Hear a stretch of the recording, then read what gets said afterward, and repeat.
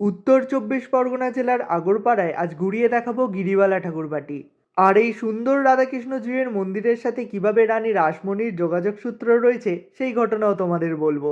এই মন্দিরটি দক্ষিণেশ্বরের আদলে গড়া ধবধবে সাদা এক মন্দির। আর এই মন্দির প্রতিষ্ঠা করেছিলেন রানী রাসমণির নাতি শ্রী গোপাল কৃষ্ণ দাসের স্ত্রী গিরিবালা দেবী। রানী রাসমণির জ্যেষ্ঠা কন্যা পদ্মামণি দেবী। আর এই পদ্মামণি দেবীরই ছেলের ছেলে হলেন গোপাল কৃষ্ণ দাস আর তার স্ত্রী গিরিবালা দেবী। গিরিবালা দেবী অকালে তার 3 পুত্র এবং স্বামী বিয়োগের পর এই মন্দির প্রতিষ্ঠা করেন। এই মন্দিরটি প্রতিষ্ঠা হয়েছিল 18ই জ্যৈষ্ঠ 1318 বঙ্গাব্দ, যা ইংরাজির 1 জুন 1911 সাল। দক্ষিণেশ্বরের মা ভবতারিণী মন্দিরের প্রায় 56 বছর পরে এই মন্দির প্রতিষ্ঠিত হয়েছিল।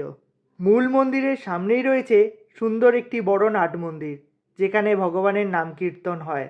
আর মূল মন্দিরের এক পাশেই রয়েছে ছটি শিব মন্দির আটচালার। দাঁড়াও, পুরো মন্দিরটা তোমাদের ঘুরিয়ে দেখাই। শান্ত স্নিগ্ধ পরিবেশে গঙ্গার পাড়েই মন্দিরটি রয়েছে। এমনকি মন্দিরের সংলগ্ন একটি গঙ্গার ঘাটও রয়েছে। অপূর্ব সৌন্দর্য চারিদিকটা। একদিনের ছুটিতে অনায়াসেই ঘুরে যেতে পারো এই সুন্দর গিরিবালা ঠাকুরবাড়ি থেকে। এই মন্দিরে রাধা গোবিন্দ জিউয়ের নিত্য পুজো হয়। তোমরা যে কোনো দিনই আসতে পারবে। আর তাছাড়া বিশেষ দিনে বিশেষ পুজো হয়ে থাকে। চলো তোমাদেরকে প্রভুকে দর্শন করাই।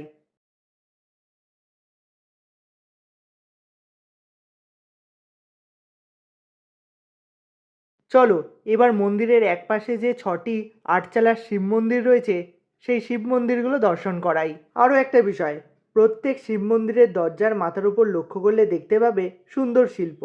প্রথমেই রয়েছেন রামেশ্বর। আর রামেশ্বর বাবার দরজার মাথার উপরেই রয়েছেন রাধাকৃষ্ণের যুগল। আর রামেশ্বর বাবার পাশেই রয়েছেন রাজেশ্বর।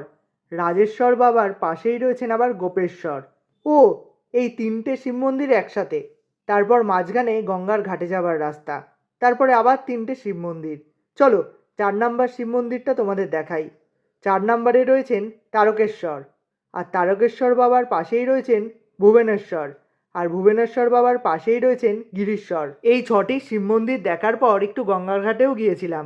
একেবারে মন্দির লাগোয়া গঙ্গার ঘাট। সূর্য তখন পশ্চিম আকাশে। দারুণ সুন্দর লাগলো চারিদিকটা। চলো এবার বলি কিভাবে এই গিরিবালা ঠাকুরবাটিতে আসবে।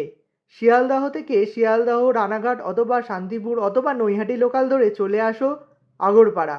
আগরপাড়া স্টেশন থেকে 1 নম্বর প্ল্যাটফর্ম দিয়ে বেরিয়ে অটো করে 5 থেকে 10 মিনিট। আচ্ছা, স্টেশন থেকে অটো করে নামতে হবে কিন্তু সাহেবকুটির মোড়। আর মোড় থেকে একটু হাঁটা পথ। যতটা সম্ভব পেরেছি ছোট ছোট ভিডিও করে